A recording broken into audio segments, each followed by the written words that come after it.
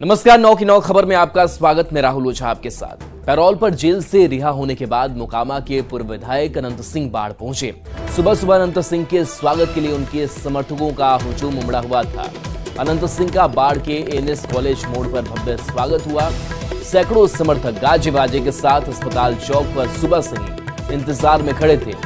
पूर्व विधायक पर जेसीबी से फूलों की बारिश की गई। तो ये तस्वीर आपको दिखा रहे हैं जहां पर जब जेल से बाहर अनंत सिंह निकले हैं, उनके समर्थक उनके साथ मौजूद हैं। एक और तस्वीर आपको दिखा रहे हैं जहां जेल से बाहर निकलने के बाद जेसीबी के जरिए फूल मालाओं से स्वागत अनंत सिंह का हुआ है। तो ये तस्वीर है जहां अनंत सिंह के स्वागत की तस्वीर। बाढ़ के एनएस कॉलेज मोड़ पर भव्य स्वागत किया गया। जिंदाबाद के नारे लगाए जा रहे हैं। सैकड़ों समर्थक गाजे बाजे के साथ मौजूद रहे और अस्पताल चौक पर सुबह से ही इंतजार में वो खड़े थे।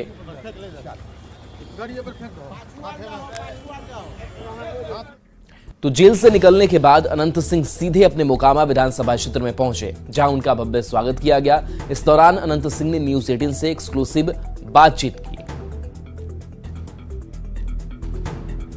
मोकामा के पूर्व विधायक अनंत सिंह का रोड शो चल रहा है। तस्वीरों में देखिए विधायक जी विधायक इस वक्त बहुत दिन के बाद जेल से बाहर निकले। कैसा जनता जरी घूर कर मिल रहे हैं जी। खुली हवा में सांस लेने का मौका मिला अब आपको। हाँ। बीमार भी हैं अभी आप? हाँ, बीमार हैं। जनता से मिलजुल के फिर बंटवारा करना है गांव में जी। तो अब पूर्व विधायक अनंत सिंह उन्होंने कहा कि जनता से मिलने चले हैं और उसके बाद गाँव में बंटवारा करना है। और देखिए गाड़ियों का जो काफिला है उसकी तस्वीर हम आपको दिखाते हैं। पूर्व विधायक अनंत सिंह का ये काफिला है। पटना बेउर जेल से जैसे ही वो निकले हैं जगह जगह पर उनका स्वागत किया जा रहा है। न्यूज 18 से उन्होंने बातचीत भी की और कहा कि खुली हवा में वो सांस रहे हैं। उनके समर्थक भी लगातार आपको तस्वीरों में नजर आ रहे हैं। और देखिए गाड़ियों का काफिला हम दिखा रहे हैं। उनके समर्थक जो है लगातार आगे बढ़ रहे हैं और जगह जगह पर जब वो पटना के बेउर जेल से निकले हैं जगह जगह पर उनका स्वागत हुआ है। उनके समर्थक लगातार हाथ हिला रहे हैं। देखिए उनके जो समर्थक हैं अनंत सिंह जिंदाबाद के लगातार नारे लगा रहे हैं। और गाड़ियां जो हैं एक दो नहीं है, सैकड़ों से अधिक गाड़ियां हैं और लगातार उनके समर्थक इस वक्त देखिए तस्वीरों में नजर आ रहे हैं। गाड़ियों का लंबा काफिला पूर्व विधायक अनंत सिंह का। और उन्होंने न्यूज 18 से बातचीत भी की। क्षेत्र में साफ तौर पर देखने को मिल रहा है कि उनके चाहने वाले सैकड़ों नहीं हजारों लोग हैं। कैमरा पर्सन सुबोध के साथ संजय कुमार, न्यूज 18 पटना। दरभंगा में पीएम मोदी के शहजादे वाले बयान पर तेजस्वी यादव ने पलटवार करते हुए कहा कि अगर हम शहजादे हैं तो पीएम मोदी पीर जाते हैं। वो बड़े हैं, बुजुर्ग हैं, उन्हें कुछ भी कहने का अधिकार है। उन्होंने बीजेपी और जेडीयू पर निशाना साधते हुए कहा कि इन लोगों ने बिहार के लिए कुछ भी नहीं किया है।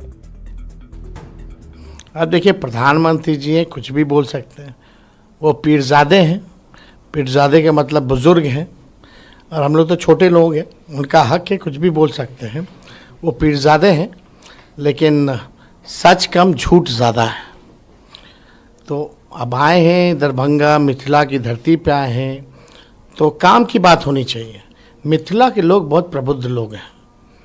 वो काम की बात सुनना चाहते हैं, ना कि बेकार की बात सुनना चाहते हैं।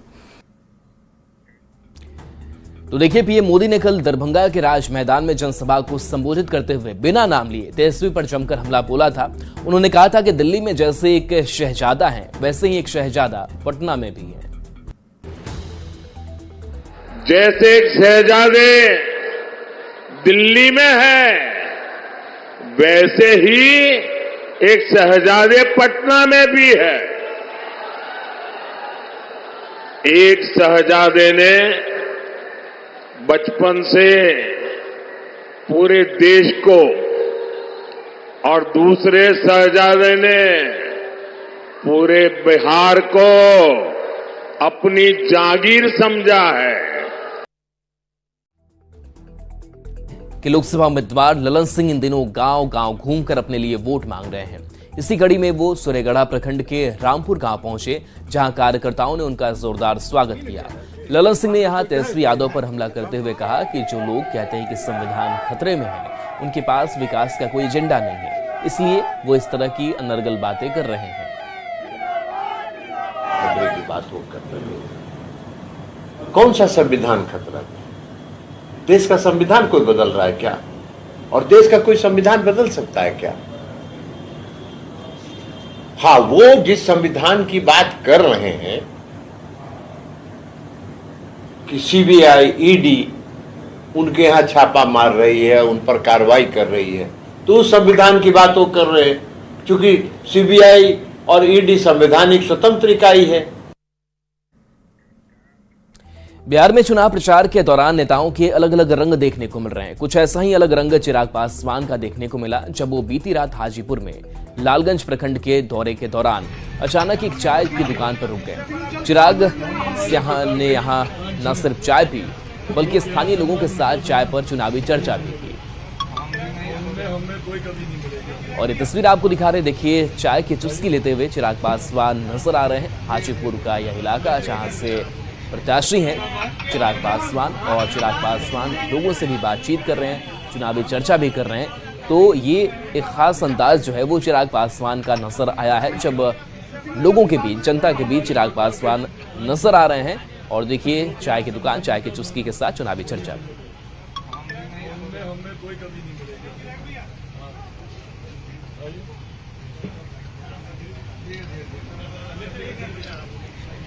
इलेक्टोरल बॉन्ड के जरिए आरजेडी को मिले चंदे पर बीजेपी ने बड़ा खुलासा किया है।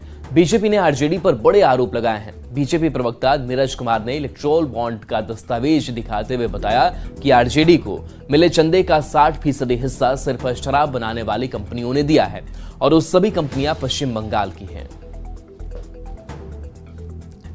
राजद और शराब, बिहार में जो अवैध शराब बिक रहा है इसका राजद से सीधा कनेक्शन है। इसका मैं प्रूफ आपको दिखा रहा हूं कि जितनी शराब बेचने वाली कंपनियां हैं, राजद को कुल 74 करोड़ का लगभग इलेक्टोरल बॉन्ड से पैसा मिला है। इसमें 63% इनको सिर्फ शराब बनाने और बेचने वाली कंपनियों से मिला है। तभी तो बिहार में इतनी मात्रा में अवैध शराब बिक रही है। मैं अभी आपको पूरा लिस्ट दूंगा। Northern spirit private limited, castle liquors private limited, herald beverage private limited, Mona Lisa bottling industries, IBF agro, सबसे इन्होंने पैसा लिया है। और कई एक ऐसी कंपनी से पैसा लिया है जो कंपनी की डायरेक्ट टैक्स में अपने आप को घाटे में दिखा रही है, लेकिन उनसे भी इन्होंने पैसा लिया है। और सभी कंपनियों का कनेक्शन वेस्ट बंगाल से है। तो वेस्ट बंगाल और तेजस्वी यादव का क्या कनेक्शन है, इनको ये भी बताना चाहिए। इलेक्टोरल बॉन्ड के जरिए शराब कंपनियों के आरजेडी को मिले चंदे पर सियासत गर्मा गई है। बीजेपी के आरोप पर आरजेडी ने पलटवार करते हुए कहा कि पहले बीजेपी अपने इलेक्टोरल बॉन्ड के चंदे का हिसाब दे, फिर कोई सवाल करे। बीजेपी को तो शराब के नाम से ही नशा चढ़ जाता है। और बिहार में पूरी तरह से जनता नकार रही है, खदेड़ रही है, तब ये सब लेकर के आ रहे हैं। इससे कोई फायदा होना है, पहले अपना ना हिसाब दे कि हजारों हजार करोड़ इलेक्टोरल बॉन्ड घोटाले में किससे किससे चंदा लिया, जो छापेमारी जहाँ जहाँ करवाया उससे चंदा लिया। ये क्या दूसरे पर आरोप लगाएंगे? हमारा तो राष्ट्रीय जनता दल गरीबों का बल है। ये लड़ाई धन बल और जन बल के बीच है। हमारे पास जन बल है, धन बल वाले, चंदा लेने वाले तो बीजेपी के लोग हैं। ये तो माननीय सर्वोच्च न्यायालय ने पकड़ा।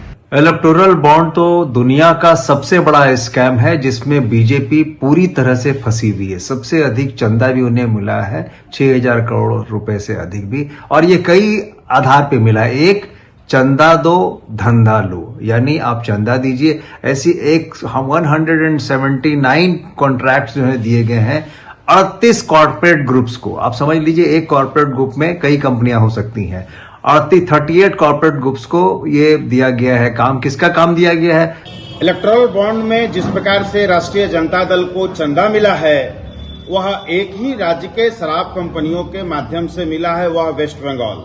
और वेस्ट बंगाल में जिस कंपनी ने राष्ट्रीय जनता दल को इलेक्टोरल बॉन्ड के माध्यम से जो धन उपलब्ध कराया है वह अपने आय से ज्यादा चंदा के रूप में राष्ट्रीय जनता दल को धन दे रहा है। तो ऐसा माना जाए या ऐसा कहा जा सकता है कि राष्ट्रीय जनता दल बिहार में शराब कंपनियों के 60 गांठ से चंदा लेने का एक अभियान चला रही थी और उस चंदे के माध्यम से राष्ट्रीय जनता दल धन उगाही करने का काम कर रहा था। राजद का मुखौटा दर प्रतिदर उखड़ता जा रहा है।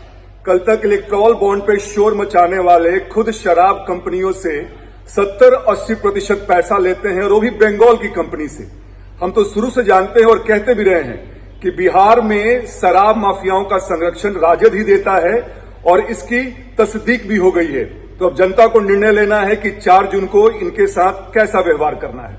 आज भारतीय जनता पार्टी के द्वारा जो डॉक्यूमेंट्स जारी किया गया है, ये राष्ट्रीय जनता दल को इसका जवाब देना पड़ेगा।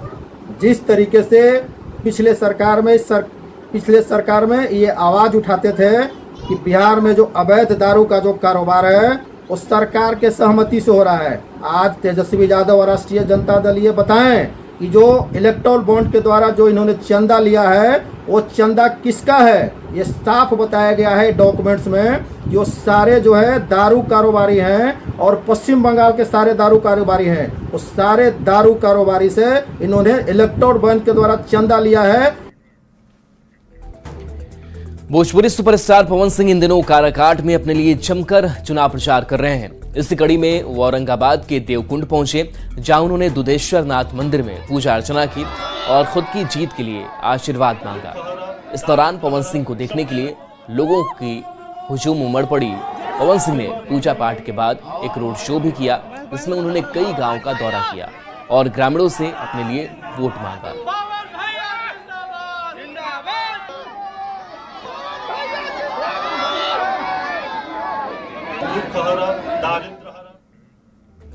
बिहार में तीसरे चरण में 7 मई को मतदान होना है, जिसमें मतदान प्रतिशत बढ़ाने के लिए जीविका दीदी ने अनोखा तरीका निकाला है।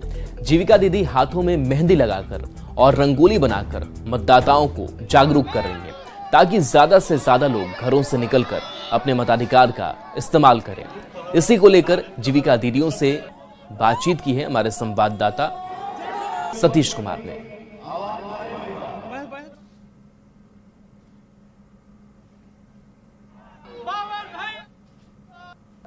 तीसरे चरण का मतदान दरअसल 7 मई को है, जिसके लिए जीविका द्वारा लगातार प्रयास किया जा रहा है कि मतदान प्रतिशत को लगातार बढ़ाया जाए। क्योंकि बीते जो 2 चरण का मतदान हुआ है उसमें वोटिंग परसेंटेज कम हुआ है, और बड़े अनोखे तरीके से जीविका द्वारा ये आप देखिए कि हाथ में इन्होंने मेहंदी लगा रखी है और लिखा हुआ है अररिया वोट मेरा अधिकार। तो लोगों से अपील की जा रही है, मेहंदी हाथ में रचाई गई है, रंगोली भी किए। हम लोग जीविका में ये कर रहे हैं कि सभी दीदी ज्यादा से ज्यादा वोटिंग इस बार करें। सर, हम लोग घर घर जाके अपना अगल बगल में कहते हैं समूह की दीदी सबको कि 7 तारीख को सुबह जा करके वोट देना है 7 बजे, ताकि सब मिलके एक जगह हो जाए। तो मेरा वोट मेरा अधिकार, हम लोग अपना वोट गिराएंगे और मेरा अधिकार है वोट गिराने का, और जागरूक भी करेंगे अपना दीदी को केंद्र पर ले जाने के लिए कि जो भी दीदी पहले जितना वोट नहीं प्रतिशत पूरा था, इस बार हम लोग ये करते हैं कि सब दीदी वोट गिराने जाएगा, और 5% ज्यादा जो घटा था वो बढ़ाने का हम लोग का यह है कि हम लोग बढ़ाएंगे।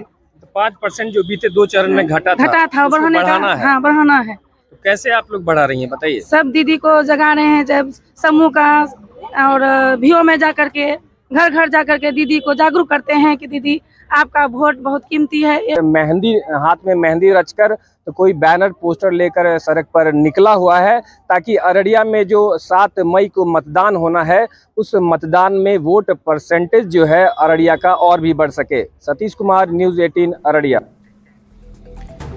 डिप्टी सीएम सम्राट चौधरी ने गोपालगंज में एनडीए उम्मीदवार डॉक्टर आलोक कुमार सुमन के लिए वोट की अपील की। इस दौरान उन्होंने मंच से लालू परिवार पर जमकर निशाना साधा। उन्होंने कहा कि लालू प्रसाद अपने परिवार में ही आरक्षण दिया है। पहले उन्होंने अपनी पत्नी राबड़ी देवी को मुख्यमंत्री बनाया, फिर क्रिकेट में सफल नहीं हुए तेजस्वी यादव को डिप्टी सीएम बनाया, दूसरे बेटे तेज प्रताप को मंत्री बना दिया। सम्राट ने कहा कि जब बड़ी बेटी जब लोकसभा चुनाव हार गई तो उन्हें राज्यसभा भेज दिया गया, और अब सारण में टूरिस्ट बेटी आई है।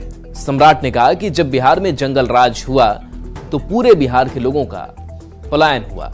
अब नीतीश और मोदी के सुशासन की सरकार आई तो सिंगापुर पलायन करने वाली उनकी बेटी और बाल बच्चे भी चुनाव लड़ने बिहार आ रहे हैं। टूरिस्ट बेटी आई। जब बिहार में जंगल राज हो गया था साथियों, तो लालू जी के पूरे बिहार के लोग तो पलायन किए ही, लालू जी का परिवार भी बिहार पलायन कर गया था। आज मोदी और नीतीश ने सुशासन स्थापित किया है। अब उनके बाल बच्चे भी बिहार में चुनाव लड़ने आ रहे हैं। यही है सुशासन। और चलिए ब्रेक का वक्त तो चला है, जल्द वापस आते हैं।